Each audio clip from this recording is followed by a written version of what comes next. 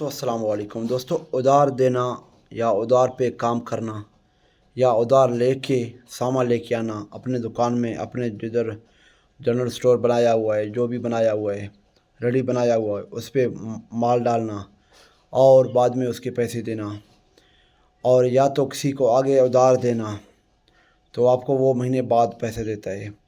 तो दोस्तों, उधार एक बीमारी है। ये एक इस तरह का बीमारी है दोस्तों, एक इस तरह का मर्ज़ है। अगर किसी को लग जाए, उसका दुनिया और आखिरत तबाह हो जाती है, क्योंकि उसको एक तो दुनिया में ये है कि वो रुसवा हो जाता है हर जगह पे।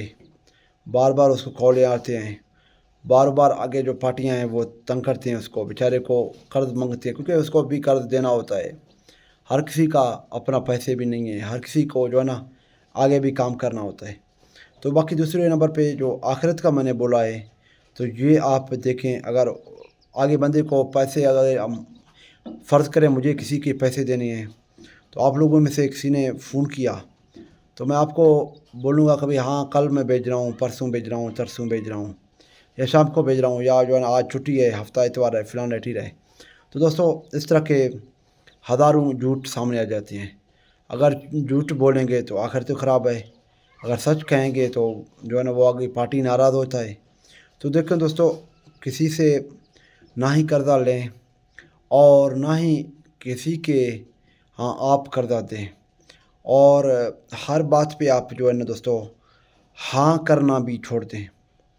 देखें, अगर आपको कारोबार में अच्छा लग रहा है, बंदा कारोबार कर रहा है आपके साथ तो ग्राहकी लग रहा है उसका, तो बिस्मिल्लाह करें, उसके साथ काम करें।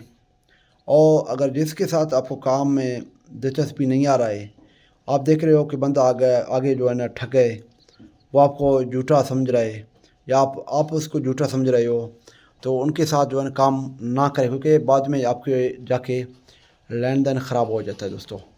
ये आप नोट करें। और कारोबार में ना ही किसी को कर्ज़ा दें, ना ही किसी से कर्ज़ा लेके कारोबार करें।